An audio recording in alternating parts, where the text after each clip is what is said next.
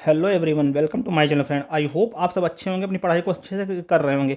तो आज का वीडियो काफ़ी इंपॉर्टेंट रहने वाला है। आज का वीडियो जो काफ़ी इंपॉर्टेंट रहेगा, जो ये केजीएम में नर्सिंग ऑफिसर का जो एग्ज़ाम होने वाला है और जो यूपी पीसीएस में जो भी स्टाफ नर्स की वैकेंसी आने वाली है, साथ ही साथ में जो यूपी एनएचएम में जो सीएचओ की वैकेंसी आती है या जो स्टाफ नर्स की वैकेंसी आती है, इन सभी के लिए काफ़ी इंपॉर्टेंट रहने वाला है। तो आज की जो वीडियो खास तौर से तो बनाई गई है केजीएम में जो नर्सिंग ऑफिसर एग्जाम होने वाले, इसको ध्यान में रखते हुए बनाई गई है। तो आज से हम लोग स्टार्ट करने वाले हैं जो नर्सिंग ऑफिसर के जो टेस्ट, मतलब जो पेपर होने वाला है, इसका जो टेस्ट नंबर फर्स्ट देखने वाले हैं। तो फ्रेंड, अगर आप लोगों को वीडियो अच्छी लगे तो वीडियो को लाइक करें और चैनल को सब्सक्राइब, वीडियो को शेयर जरूर करें। तो देखते हैं आज के वीडियो में कौन कौन से क्वेश्चन हैं। तो आज का जो हमारा पहला क्वेश्चन है, कौन सा आयु वर्ग शिशु होने के करीब है। तो इसमें से कौन सा आयु वर्ग जो है जो एक शिशु होने के करीब है, तो इसके बारे में पूछा गया। तो इसका जो करेक्ट ऑप्शन हो जाएगा, इसका ऑप्शन फर्स्ट करेक्ट हो जाएगा। 0 से 1 वर्ष के बच्चों को जो है शिशु कहा जाता है। तो इसके बारे में देखते हैं। और फ्रेंड, यहाँ पे जो क्वेश्चन जो है दोनों लैंग्वेज में होंगे। जब अभी जो पहले हिंदी में होगा, उसके बाद हिंदी में एक्सप्लेनेशन होगा, उसके बाद क्वेश्चन जो है इंग्लिश में है। तो जिनको हिंदी में क्वेश्चन समझने में दिक्कत होती है तो वो इंग्लिश का भी क्वेश्चन पढ़ सकते हैं, क्योंकि इंग्लिश में जो होती कंपेरेटिवली जो हिंदी की अपेक्षा वो थोड़ा आसान पड़ती है। लेकिन यहाँ क्योंकि मोस्टली ज़्यादातर लोग हिंदी से बैकग्राउंड से रहते हैं, तो इसलिए यह जो टेस्ट है ये हिंदी, मतलब इसमें हिंदी और इंग्लिश दोनों मिक्सअप है। तो जो इसका एक्सप्लेनेशन होगा वो भी जो है हिंदी में ही है। बाकी अगर आप लोग कमेंट करेंगे कि एक्सप्लेनेशन जो है इंग्लिश में भी होना चाहिए, तो वो भी साथ में पीपीटी में लगा दिया जाएगा, तो आप लोग उसको भी पढ़ सकते हैं। तो देखते हैं इसमें क्या क्या लिखा हुआ है। इसमें जो लिखा हुआ है, जीवन के पहले वर्ष में एक बच्चा जो 0 से 1 वर्ष की आयु का होता है उसे शिशु के रूप में जाना जाता है। जो 0 से 1 वर्ष के बीच में होता है उसको शिशु के रूप में जाना जाता है। और यहाँ पे जो दिया हुआ है बच्चा तरक्की और विकास, यहाँ भी जिसका जो तरक्की और विकास इसको इंग्लिश में कहते हैं ग्रोथ एंड डेवलपमेंट। तो इसके बारे में देखते हैं ग्रोथ एंड डेवलपमेंट के बारे में। तो जन्म से 1 वर्ष की आयु के बीच बच्चे आश्चर्य दर से बढ़ते और विकसित होते हैं। वे मुस्कुराते हैं, लुढ़कते हैं और उठते हैं और हाथ हिलाते हैं, ताली बजाते हैं, वस्तुओं को उठाते हैं, रेंगते हैं, बड़बड़ाते हैं और कुछ कुछ शब्द भी कहना शुरू कर देते हैं। तो ये जो है शुरू कर देते हैं। वे अपने देखभाल करने वालों के साथ संबंध बनाना सीखते हैं और उन पर भरोसा करते हैं। वे अक्सर संवाद करने में सक्षम होने से ज़्यादा समझते हैं। तो मतलब बच्चे जो समझते ज़्यादा हैं। इस उम्र के बच्चे संगीत, चाल चलन और सरल खेलों का आनंद लेते हैं। बाकी जो नवजात जो इन्फेंट कहे जाते हैं, इन्फेंट जो कहा जाता है जो 28 दिन से कम उम्र का बच्चा, जीवन के इन पहले 28 दिनों के दौरान बच्चों को मृत्यु दर का उच्चतम जोखिम होता है। मतलब जो बच्चों की जो डेथ होती है ये 28 दिनों से पहले ज़्यादा होती, तो ये देखा गया है। तो यहाँ पे इसके बारे में दिया हुआ है। संक्रमण से बचाव के लिए नवजात की देखभाल कैसे करें, इसके बारे में लिखा हुआ है। माँ से नवजात शिशु को अनावश्यक रूप से अलग करने से बचना, जैसे शिशु इकाई, मतलब बच्चे को अलग नहीं करना है माँ से। शिशु को जन्म देने और संभालने से पहले हाथ धोना, प्रसव के दौरान अच्छी बुनियादी स्वच्छता और साफ सफाई बनाए रखना। गर्भनाल का उचित जोखिम, मतलब जो बच्चे में जो है इन्फेक्शन जो होता है गर्भनाल से पहुंचता है, तो इसकी उचित देखभाल करना। और उचित नेत्र देखभाल, बच्चों में जो आंखों की भी उचित देखभाल करना, इससे जो है संक्रमण से बचा जा सकता है। तो यहाँ पे इंग्लिश में क्वेश्चन लिखा हुआ है, which age group is close to being the infant. तो इन्फेंट जो होते हैं 0 से 1 साल के बच्चे को जो होते हैं इन्फेंट कहा जाता है। नेक्स्ट क्वेश्चन जो है, किसी रोगी के अस्पताल में रहने के दौरान संपर्क बिंदु और प्राथमिक देखभालकर्ता के रूप में एक नर्स की पहचान कहलाता है। तो इसको जो किसी रोगी के अस्पताल में रहने के दौरान संपर्क बिंदु और स्थापित करने और प्राथमिक देखभाल के रूप में नर्स की पहचान करना क्या कहलाता है। तो इसका जो कहलाता है ये प्राथमिक नर्सिंग कहलाता है। तो इसका ऑप्शन सेकंड करेक्ट हो जाएगा। तो इसके बारे में देखते हैं। तो यहाँ जो प्राथमिक नर्स रोगी को प्रत्यक्ष देखभाल प्रदान करती है। तो प्राथमिक नर्सिंग जो होती है ये जो रोगी को प्रत्यक्ष देखभाल प्रदान करती है, और यह जो है 24/7 के लिए उत्तरदायी होती है, मतलब 24 घंटे के लिए उत्तरदायी होती है। वह रोगी के समग्र समन्वय और देखभाल के प्रबंधन के लिए उत्तरदायी होती है। वह रोगी और स्वास्थ्य सेवा समूह के बीच के माध्यम होती है, मतलब ये पेशेंट और जो हेल्थ सेक्टर होता है इसके बीच की कड़ी होती है नर्स। इसके लाभ क्या होते हैं जो प्राथमिक नर्सिंग के। तो जो यहाँ पर जो प्राथमिक नर्सिंग है इसको जो कहा जाता है प्राइमरी नर्सिंग कहा जाता है इंग्लिश में। तो इसके लाभ देखते हैं। उच्च गुणवत्ता और समग्र रोगी देखभाल करना, रोगी और देखभालकर्ता के बीच में अच्छा संबंध स्थापित होता है। रोगी संतुष्टि, जो पेशेंट सेटिस्फेक्शन रेशियो है इसमें जो वृद्धि होती है, और अस्पताल में भर्ती का समय जो है घटता रहता है। ये सारे इसके लाभ हैं। अब देखते हैं नर्सिंग मॉड्यूल कितने प्रकार के होते हैं इसके बारे में देखते हैं। तो ये जो होते हैं प्राथमिक नर्सिंग, समूह के आधार पर नर्सिंग, मॉड्यूलर नर्सिंग और फ्लोट नर्सिंग, ये सारे जो इसके प्रकार होते हैं। नेक्स्ट क्वेश्चन देखते हैं। तो इसको इंग्लिश में देखते हैं। इंग्लिश वर्जन में जो क्वेश्चन दिया हुआ है, देखते हैं। Identify a single nurse as the point of contact as a primary care giver for a patient during his her hospital stay is called. तो इसको कहा जाता है जो प्राइमरी नर्सिंग कहा जाता है। नेक्स्ट क्वेश्चन देखते हैं। नेक्स्ट क्वेश्चन जो है, जब शरीर का भार BMI 18.5 से कम होता है तो यह दर्शाता है। तो ये क्या दर्शाता है? जो बॉडी मास इंडेक्स जो होता है 18.5 से कम हो जाता है तो ये क्या दर्शाता है? तो इसका तो करेक्ट ऑप्शन हो जाएगा, इसका ऑप्शन 4 करेक्ट हो जाएगा। ये जो है कुपोषण को दर्शाता है, माल न्यूट्रिशन को ये दर्शाता है। तो इसके बारे में देखते हैं। तो इसके बाद हम देखते हैं शरीर भार ऊंचाई के संबंध में वजन के आधार पर शरीर की वसा का मापन होता है। तो ये इसमें यहाँ जो शरीर माप ऊंचाई ये है, इसको जो कहा जाता है बॉडी मास इंडेक्स में कहा जाता है। तो बॉडी मास इंडेक्स जो शरीर भार सूचकांक व्यक्तिगत वजन के संबंधित स्वास्थ्य समस्याओं की गणना करने के उपकरण है। तो बॉडी मास इंडेक्स जो है शारीरिक वजन की जो समस्याएं होती हैं इनकी गणना करने का एक उपकरण है। तो इसके बाद देखते हैं। और यहाँ पर फ्रेंड ये जो बॉडी मास इंडेक्स का जो फॉर्मूला है बहुत बार एग्जाम में पूछा गया सीधे सीधे। ये आपके नर्सिंग एग्जाम में तो पूछा गया, जो अदर कॉम्पिटेटिव एग्जाम होते हैं उनमें भी पूछा गया है बॉडी मास इंडेक्स का फॉर्मूला। तो ये बॉडी मास इंडेक्स का जो फॉर्मूला होता है, बॉडी का टोटल मास जो होता है उससे भाग कर देते हैं, जो हाइट होती है हाइट के स्क्वायर से भाग कर देते हैं। यहाँ पर ध्यान देने वाला ये बात है कि जो हाइट होती है, हाइट जो हमेशा मीटर में रखी जाती है। जैसा कि यहाँ पे एग्जांपल में दिया हुआ है, for a adult with height, adult की जो हाइट है ये 180 सेंटीमीटर है और उसका वजन जो है एडल्ट का, उसका वजन जो है 75 kg है। तो यहाँ पे जो है इसको जो सेंटीमीटर को जो है मीटर में बनाया गया है, क्योंकि जो 1 मीटर जो होता है उसमें 100 सेंटीमीटर होते हैं। तो उससे यहाँ पे उसको भाग करके जो 100 सेंटीमीटर से भाग करके इसको जो है मीटर में बनाया गया है। तो यहाँ पे जो मीटर जो हो जाएगा 1.8 मीटर, वही यहाँ पे किया गया है, 75 ऊपर किया गया है, उसके बाद इसके स्क्वायर से इसको भाग कर दिया गया। तो यहाँ पे जो है 23.15 जो बॉडी मास इंडेक्स आ गया। तो देखते हैं वेरियस जो बॉडी मास इंडेक्स होता है इसके बिहाफ पे कि मतलब कि पेशेंट में क्या क्या समस्या है, इसके बारे में कि मतलब कुपोषित है या मोटा है, इसके बारे में लिखा हुआ है, उसके बारे में देखते हैं। तो जैसा कि ये टेबल दी हुई है WHO के अकॉर्डिंग टेबल बनी हुई है, इसमें दिया हुआ है बॉडी मास इंडेक्स और वजन की स्थिति, इसके बारे में दिया हुआ है। जैसे कि जो शरीर का जो बॉडी मास इंडेक्स है 18.4 से कम होता है तो ये जो है कम वजन का दर्शाता है। 18.5 से 24.9 तक है तो ये जो हेल्दी पर्सन की निशानी है, और 25 से 29.9 तक जो है तो ये अधिक वजन, मतलब अगर ये इंडेक्स इतना आता है 25 से 29.9 है तो अधिक वजन है। और अगर 30 से ऊपर चला जाता है बॉडी मास इंडेक्स तो ये मोटापे से ग्रस्त है, मतलब ओबीएस पर्सन है।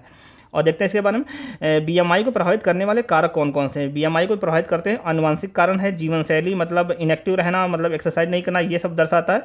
और मनोवैज्ञानिक कारण भी होते हैं और आर्थिक कारण भी होते हैं। नेक्स्ट क्वेश्चन देखते हैं। तो नेक्स्ट क्वेश्चन से देखने से पहले इसका जो इंग्लिश वर्जन है वो देखते हैं।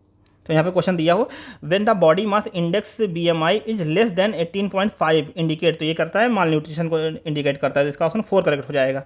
नेक्स्ट क्वेश्चन देखते हैं। नेक्स्ट क्वेश्चन जो है, किसी दिए गए वर्ष में पंजीकृत शिशु मृत्यु का उसी वर्ष में पंजीकृत जीवित जन्मों की कुल संख्या का अनुपात आमतौर पर प्रति 1000 जीवित जन्मों की दर के रूप में व्यक्त किया जाता है। तो डैश कहलाता है। तो ये क्या कहलाता है? तो इसको जो कहा जाता है, इसका जो करेक्ट ऑप्शन हो जाएगा ऑप्शन फर्स्ट। इसको जो कहा जाता है जन्म दर कहा जाता है। तो इसको जो कहा जाता है बर्थ रेट कहा जाता है। तो इसके बारे में देखते हैं।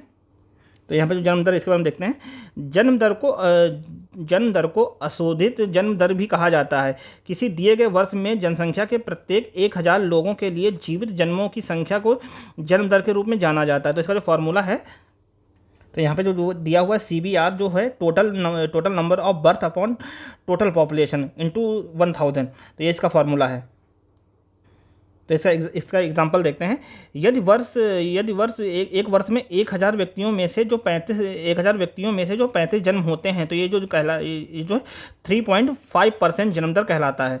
इसके लाभ क्या होते हैं? लाभ जो होते हैं, प्रजनन तिथि का स्तर इंगित करता है, प्रजनन दर और वृद्धि दर की गणना करने के लिए प्रत्यक्ष बिंदु है। और इसकी हानियाँ क्या हैं इसके बारे में देखते हैं। इसकी हानियाँ जो हैं, यह आयु लिंग जैसे कारकों को प्रभावित करता है। यह फर्टिलिटी में एक छोटे से बदलाव के लिए जो है असंवेदनशील है। मतलब अगर फर्टिलिटी जो है अगर उसमें ज़रा सा वेरिएशन होता है तो ये इससे नहीं दर्शाया जा सकता है। तो ये इसका जो है निगेटिव पॉइंट है। आगे देखते हैं। आगे जो है शिशु मृत्यु दर, जो शिशु मृत्यु दर है, या शिशु मृत्यु दर जो है एक वर्ष से कम आयु के छोटे बच्चों की मृत्यु दर जो होती है तो उसको जो है शिशु मृत्यु दर कहा जाता है। तो इसका सूत्र जो है IMR इन्फेंट मोर्टेलिटी रेशियो जो है, इसमें number of death among the infant in this year, ये है number of the living birth occurring of the this year, और इसको 1000 से गुणा कर दिया जाता है। तो ये इसका फार्मूला है। तो आप लोग ये फार्मूला याद रखिए, कभी ये फार्मूला भी आ सकता है।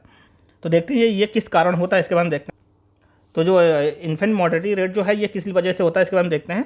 तो ये जो होता है समय से पहले जन्म से संबंधित स्थिति, अगर बर्थ से जो पहले जो कंडीशन बनती है इसकी वजह से ये होता है। जन्मजात विसंगतियाँ जो होती है इसकी वजह से होता है। अचानक शिशु मृत्यु संलक्षण से होती है, और जन्म के समय कम वजन बच्चे का होना इसकी वजह से होती है। और कुपोषण इसका मेन, ये कुपोषण जो है ये भी इसका कारण है, ये जो IMR का। नेक्स्ट क्वेश्चन देखते हैं। तो नेक्स्ट क्वेश्चन देखने से पहले इसमें कुछ और भी रह गया, तो इसके बारे में भी देखते हैं। जो यहाँ पे दिया हुआ था अशोधित मृत्यु दर, इसके बारे में देखते हैं।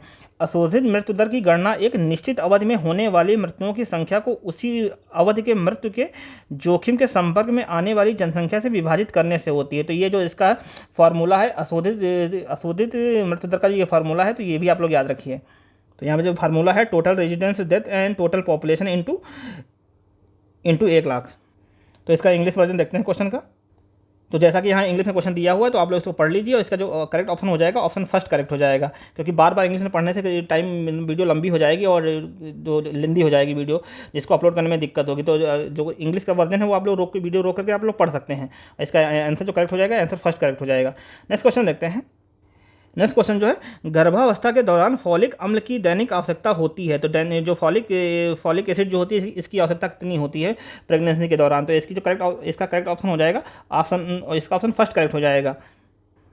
400 माइक्रोग्राम पर दिन जो इसकी आवश्यकता होती है। तो इसके बारे में देखते हैं।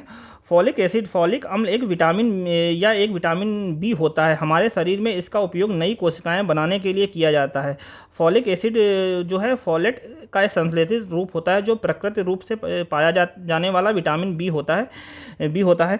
निर्माता इसे जो है चावल, पास्ता और ब्रेड जैसे पूरक और गरिष्ठ खाद्य पदार्थों में शामिल करते हैं, क्योंकि यह लाल रक्त कोशिकाओं का उत्पादन करने में सहायता करता है। यह त्वचा, बालों और नाखूनों को विकसित करने में सहायता करता है और शरीर के अन्य भागों में प्रत्येक दिन नई कोशिकाओं का निर्माण करता है। तो फॉलिक एसिड जो काफ़ी इंपॉर्टेंट है, जैसा कि यहाँ पे दिया हुआ है, जो कि गर्भावस्था में फॉलिक अम्ल की दैनिक आवश्यकता जो है 400 माइक्रोग्राम पर दिन होती है। फॉलिक अम्ल संपूर्ण तंत्रिका नली दोष NTD की आपतन को कम करता है। और गर्भावस्था के शुरुआती दिनों में जब शिशु का विकास हो रहा होता है, तो फॉलिक अम्ल तंत्रिका नली बनने में सहायता करता है। तंत्रिका नली प्रारंभिक मस्तिष्क और रीढ़ की हड्डी बनाती है। तो यहाँ पे ये जो तंत्रिका जो फॉलिक एसिड है ये काफ़ी इंपॉर्टेंट है, क्योंकि इससे ब्रेन का डेवलपमेंट होता है और रीढ़ की हड्डी भी बनती है। फॉलिक अम्ल बहुत महत्वपूर्ण होता है, क्योंकि यह शिशुओं के मस्तिष्क और रीढ़ की हड्डी स्पाइना बिफिडा में कुछ प्रमुख जन्म दोषों को रोकने में सहायता करता है। फॉलिक अम्ल गर्भाधारण से पहले कम से कम 1 महीने पहले शुरू कर देना चाहिए और इसे 3 महीने तक जारी रखना चाहिए। तो जैसा कि यहाँ पे दिया हुआ है काफ़ी इंपॉर्टेंट है सारी चीज़ों के लिए, तो आप लोग इसको वीडियो रोक करके पढ़ सकते हैं। और भी जानकारी के बारे में देखते हैं। फॉलेट की कमी तब होती है जब शरीर में पर्याप्त फॉलेट उपस्थित नहीं होता है। इससे एक प्रकार का एनीमिया रक्तता हो सकता है, जिसमें मेगाब्लास्टिक एनीमिया भी कहा जाता है। गर्भावस्था के दौरान फॉलेट की कमी से जन्मजात अनियमितताओं का जोखिम बढ़ जाता है। फॉलेट की कमी के लक्षणों में से निम्नलिखित हैं। तो ये जो इसकी फॉलेट की कमी के क्या लक्षण है इसके बारे में देखते हैं। तो कमजोरी होना, थकान और ध्यान केंद्रित करने में समस्या, सिरदर्द, चिड़चिड़ापन और हृदय स्पंदन में जो प्रॉब्लम, और जीभ और मुंह के अंदर घाव, ये सारे इसके लक्षण हैं। तो नेक्स्ट क्वेश्चन देखते हैं। तो इसका ये इंग्लिश में है, आप लोग इसको देख लीजिए, इसका ऑप्शन फर्स्ट करेक्ट हो जाएगा। नेक्स्ट क्वेश्चन देखते हैं। नेक्स्ट क्वेश्चन जो है, आतर्व चक्र की कौन सी प्रावस्था है जहां पर गर्भाशय अंतः स्तर अधिक संवहनी हो जाता है और बाहर निकलना शुरू हो जाता है। तो इसका जो करेक्ट ऑप्शन हो जाएगा, इसका ऑप्शन थर्ड करेक्ट हो जाएगा। यह जो होती है स्रावी प्रावस्था होती है। तो इसके बारे में देखते हैं। आतर्व चक्र एक महिला के गर्भाशय के स्तर का मासिक बहाव है। आतर्व चक्र जो रजोधर्म, मासिक धर्म चक्र या अवधि के शब्दों से भी जाना जाता है। आतर्व चक्र रक्त जो आंशिक रूप से रक्त और आंशिक रूप से गर्भाशय के अंदर के ऊतक होते हैं। गर्भाशय ग्रीवा के माध्यम से शरीर से यौन के माध्यम से बहता है। तो यहाँ पे इसके बारे में दिया हुआ है। तो इसका इंग्लिश वर्जन देखते हैं। तो यहाँ पे एक क्वेश्चन दिया हुआ है, तो इसका ऑप्शन करेक्ट हो जाएगा, ऑप्शन थर्ड करेक्ट हो जाएगा। ये जो होता है सिक्रेटरी फ्रेश होता है। नेक्स्ट क्वेश्चन देखते हैं। निम्नलिखित में से कौन सी दवा फूलों से प्राप्त की जाती है। तो कौन सी दवा जो है फूलों से प्राप्त की जाती है, इसका करेक्ट ऑप्शन हो जाएगा, ऑप्शन फोर्थ करेक्ट हो जाएगा। विंकरस्टाइन जो है ये दवा जो है फूलों से प्राप्त की जाती है। तो इसके बारे में देखते हैं। ऊतक संवर्धन, कोशिका संवर्धन, कली संवर्धन, अर्ध संश्लेषण के साथ साथ पूर्ण संश्लेषित जैसी तकनीकों द्वारा खेतों में उगाए गए कैंथरैक्स सेरोसियस सदाबहार की पत्तियों को कैंसर रोधी दवाओं दवाओं विल्मस्टाइन और विनक्रिस्टाइन को अलग किया जा रहा है। तो जो ये जो फूलों से प्राप्त होती है इसको जो कहा जाता है विनक्रिस्टाइन, इसको कहा जाता है, जो जो फूलों और फूलों से अलग किया जाता है, और इसको जो ऊतक संवर्धन और कोशिका संवर्धन के द्वारा जो प्राप्त किया जाता है। आगे देखते हैं, आगे जो इसमें कुनैन दिया है तो कुनैन के बारे में देखते हैं। यह सिनकोना की छाल से प्राप्त एक दवा है जिसका उपयोग मुख्य रूप से मलेरिया के उपचार में किया जाता है, जो प्रोटोजोआ परजीवी प्लाज्मोडियम के कारण होता है। जो मलेरिया जो होता है प्रोटोजोआ परजीवी प्लाज्मोडियम के कारण होता है, और इसको क्योर करने के लिए जो कुनैन की दवा का प्रयोग किया जाता है। और कुनैन जो प्राप्त होती है हमें सिनकोना पेड़ की छाल से प्राप्त होती है। तो इसके बारे में यहाँ पर दिया हुआ है, तो आप लोग देख सकते हैं। नेक्स्ट क्वेश्चन देखते हैं। तो यहाँ पे इंग्लिश में जो क्वेश्चन दिया हुआ है, which among of the following drugs can be obtain from the flowers. तो इसका करेक्ट ऑप्शन हो जाएगा ऑप्शन 4 विनक्रिस्टाइन। नेक्स्ट क्वेश्चन देखते हैं। नेक्स्ट क्वेश्चन जो है, नवजात शिशु की शारीरिक जांच करते समय अंडकोश में वृषण का स्पर्श नहीं किया जा सकता है। वृषण नाल में अंडकोश के माध्यम से सामान्य रूप से नीचे उतरने में विफलता को क्या कहा जाता है। तो इसको जो कहा जाता है गुप्त वृषणता इसको कहा जाता है। इसका ऑप्शन 4 करेक्ट हो जाएगा। तो इसके बारे में देखते हैं। तो इसमें तो दिया हुआ है, पुरुष प्रजनन अंग निम्न से मिलकर बनता है। वृषण कोश से युग्मित वृषण, अधिवृषण से एपिडोडर्मिस शुक्रवाहिका, वृषण रज्जु शुक्राशय, स्कन्नली वाहिनी, काउपर ग्रंथि, प्रोटेस्ट ग्रंथि एंड शिस्त्र। पुरुष प्रजनन संरचना में केवल वृषण कोश और शिश्न बाहरी संरचनाएं होती हैं, और अन्य संरचनाएं जो हैं आंतरिक संरचनाएं होती हैं। तो यहाँ इसके बारे में बताया गया है। नेक्स्ट क्वेश्चन देखते हैं। तो यहाँ पे इंग्लिश में क्वेश्चन दिया हुआ आप लोग पढ़ सकते हैं, इसका ऑप्शन 4 करेक्ट हो जाएगा। नेक्स्ट क्वेश्चन देखते हैं। नेक्स्ट क्वेश्चन जो है, डाउन सिंड्रोम किसे कहते हैं। तो डाउन सिंड्रोम किसे कहते हैं, तो इसका ऑप्शन जो है 3 करेक्ट हो जाएगा। गुणसूत्र 21 की एक अतिरिक्त जो प्रति है इसी को जो कहा जाता है डाउन सिंड्रोम कहा जाता है। तो इसके बारे में देखते हैं। तो जो डाउन सिंड्रोम होता है यह एक आनुवंशिक रोग होता है। डाउन सिंड्रोम जो है त्रिश्रुतता या ट्राइसोमी 21 के कारण होता है। तो जो 21वें गुणसूत्र की जो ट्राइसोमी होती है इसके कारण जो होता है डाउन सिंड्रोम होता है। यह सामान्य कोशिका विभाजन के कारण होता है। यह अतिरिक्त आनुवंशिक पदार्थ डाउन सिंड्रोम के विकास संबंधी परिवर्तनों और भौतिक विशेषताओं का कारक बनता है। डाउन सिंड्रोम के कारण बौद्धिक अक्षमता और विकासात्मक देरी होती है। जो डाउन सिंड्रोम जब होता है तो बौद्धिक अक्षमता आ जाती है और विकास जो है देरी से होता है। यह सबसे सामान्य आनुवंशिक गुणसूत्री विकार है, और इसमें बच्चों में सीखने की अक्षमता उत्पन्न हो जाती है। यह आमतौर पर हृदय और जठर आंतरिक विकारों से सहित अन्य चिकित्सीय असमानताओं का भी कारण बनता है। तो ये इसके बारे में दिया हुआ है। तो डाउन सिंड्रोम के लक्षण देखते हैं, जिसके होता है उसके क्या लक्षण होते हैं। जो चपटा चेहरा होता है, छोटा सा होता है, छोटी गर्दन होती है, निकली हुई जीभ होती है, चपटी नाक होती है, और हाइपरलोनिज्म होता है, खराब पेशी तंत्र होता है, छोटी उंगलियां होती हैं, छोटे हाथ पैर होते हैं, और अत्यधिक लचीलापन होता है, छोटा कद होता है, भाषा में विलंब होता है, और विलंबित विकास होता है। ये सारे जो इसके लक्षण होते हैं। नेक्स्ट क्वेश्चन देखते हैं। तो ये इसका इंग्लिश में दिया हुआ था, what is the down syndrome. तो डाउन सिंड्रोम क्या है, extra copy of the chromosome 21। Next question देखते हैं। नेक्स्ट क्वेश्चन जो है, स्टाफ इन्फेक्शन यूनिट के आधार पर बाल चिकित्सा वार्ड नर्स रोगी अनुपात कितना होता है। तो नर्स और रोगी अनुपात कितना, इसके बारे में पूछा गया है कि मतलब एक रोगी पे कितनी नर्स होगी, इसके बारे में पूछा गया है। तो इसका करेक्ट ऑप्शन 4 हो जाएगा। एक नर्स होगी 4 पेशेंट पे, तो इसका ऑप्शन 4 करेक्ट हो जाएगा। तो इसके बारे में देखते हैं। तो देखते हैं, रोगी के परिणाम के लिए नर्स रोगी अनुपात बहुत आवश्यक है, बहुत महत्वपूर्ण है। अध्ययन से पता चलता है कि एक बेहतर कर्मचारी रोगी अनुपात का एक बेहतर परिणाम प्रदान करता है। इसके महत्व देखते हैं। पेशेंट और नर्स के रेशियो का जो क्या महत्व है इसके बारे में देखते हैं। यह रोगी की सुरक्षा बनाए रखने में सहायता करता है। नर्स रोगी अनुपात गुणवत्ता में देखभाल प्रदान करने में सहायता करता है। नैदानिक और आर्थिक सुधार प्राप्त करने के लिए ये हेल्प करता है। यह नर्सों पर कार्यभार को कम करने में सहायता करता है। बर्नआउट कम या बिल्कुल नहीं होता, ये भी करता है। तो नर्स और पेशेंट रेशियो को प्रभावित करने वाले कारक कौन कौन थे इसके भी देखते हैं। रोगी की आवश्यकता की तीव्रता, प्रवेश और छुट्टी की संख्या, नर्स के अनुभव के आधार पर कर्मचारियों की कमी, ये जो है ये सब कारक इसको प्रभावित करते हैं, पेशेंट और नर्स के रेशियो को। तो यहाँ पे ये जो क्वेश्चन दिया हुआ, what is the nurse patient ratio is the paediatric ward based on the staff inspection unit. तो ये है 1:4। नेक्स्ट क्वेश्चन देखते हैं। तो यहाँ पे टेबल दी हुई, टेबल में आप देख सकते हैं भारतीय नर्सिंग परिषद के अनुसार कर्मचारी अनुपात कितना होना चाहिए, कि कितने कर्मचारी कितने पेशेंट पे होने चाहिए, इसके बारे में दिया हुआ है। तो सामान्य वार्ड में 1 कर्मचारी होना चाहिए 6 पेशेंट पे जो है, विशिष्ट वार्ड में 1 कर्मचारी होना चाहिए 4 पेशेंट पे, बाल चिकित्सा वार्ड में जो 1 कर्मचारी होना चाहिए 4 पेशेंट पे, और आईसीयू और सीसीयू में जो है 1 पेशेंट मतलब 1 कर्मचारी होना चाहिए 1 पेशेंट के ऊपर, और प्रसूति गृह जो होता है इसमें भी 1 पेशेंट पे 1 कर्मचारी होना इंपॉर्टेंट है। ओटी में जो है 2 कर्मचारी होने चाहिए 1 पेशेंट के ऊपर, और आरोग्य कक्ष जो होता है उसमें जो है 2 कर्मचारी होने चाहिए 1 पेशेंट पर। यहाँ पे ये सारा दिया हुआ है। और जो आकस्मिक जो इमरजेंसी सेवाएं होती हैं वहाँ पे 24 घंटे के लिए जो है 3 नर्स होना इंपॉर्टेंट है। तो ये सारा दिया हुआ है, और ये सब जो है ये जो डाटा दिया गया है भारतीय नर्सिंग जो परिषद है उसके अनुसार बनाया गया है। नेक्स्ट क्वेश्चन देखते हैं।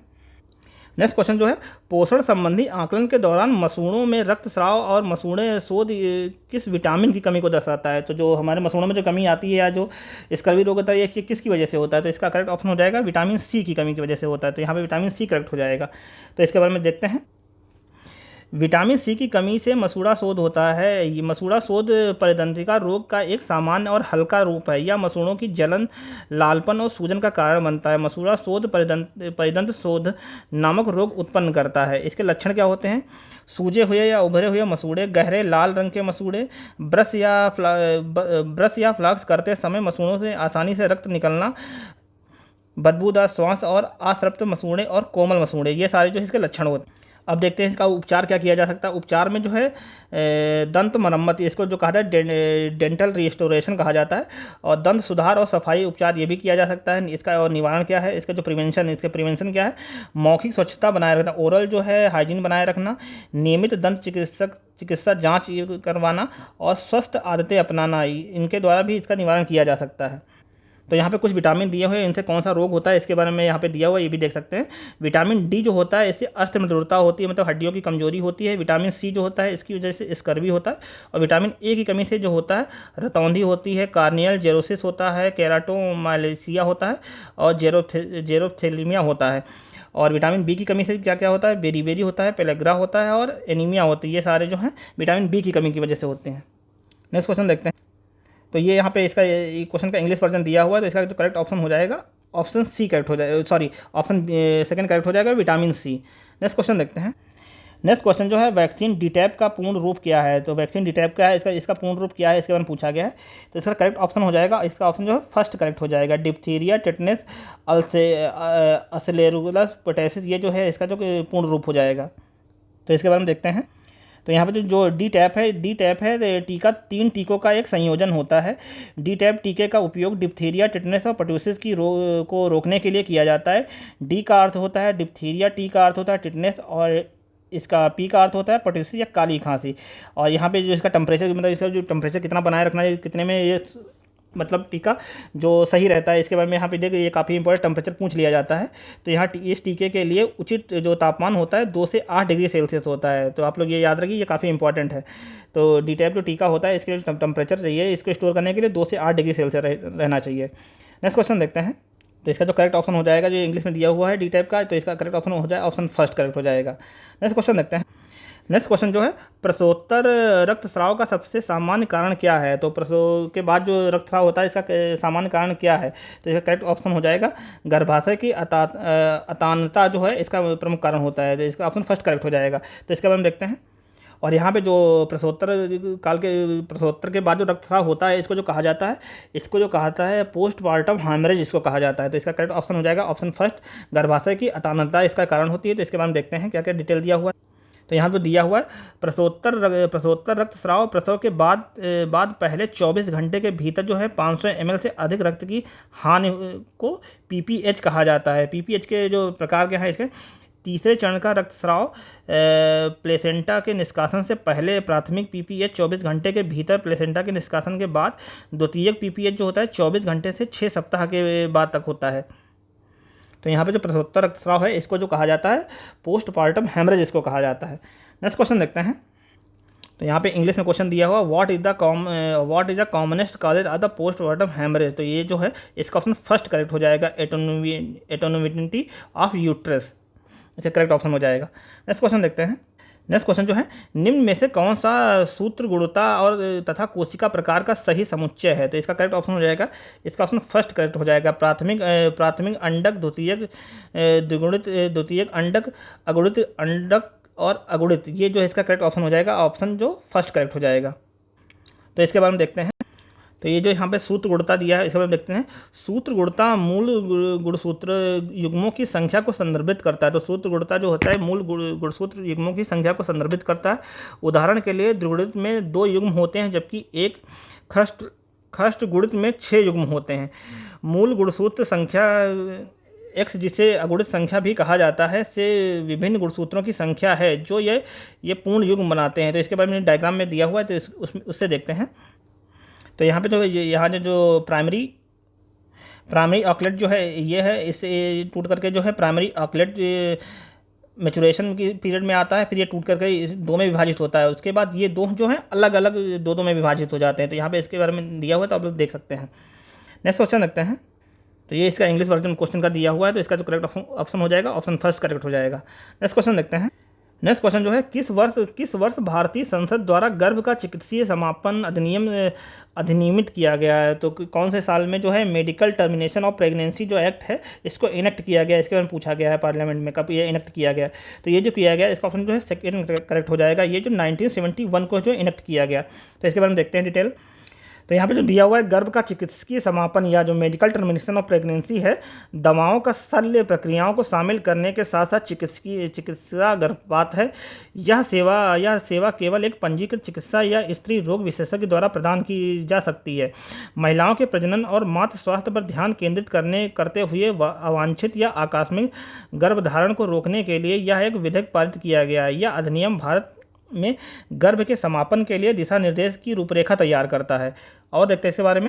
तो और इसमें दिया हुआ है, भारत सरकार के द्वारा 10 अगस्त 1971 को ये जो है गर्भ का चिकित्सीय समापन अधिनियम पारित किया गया था। विधेयक में गर्भपात पर विचार करने के लिए खंडों की भी व्याख्या इस प्रकार की गई थी, जो इसमें एक्सप्लेनेशन किया गया था, मतलब किन किन आधार पर इसको किया जा सकता है, इसके बारे में बताया गया है। तो जो पहले में बताया गया है, जब गर्भावस्था की अवधि जो है 20 सप्ताह से अधिक ना हो तब किया जा सकता है। अगर प्रेगनेंसी जो है 20 हफ्ते से ज़्यादा की नहीं हो तब किया जा सकता है। और दूसरे में बताया गया, यदि गर्भावस्था को जारी रखने में महिला के गंभीर मानसिक व शारीरिक क्षति हो सकती है तब इसको किया जा सकता है।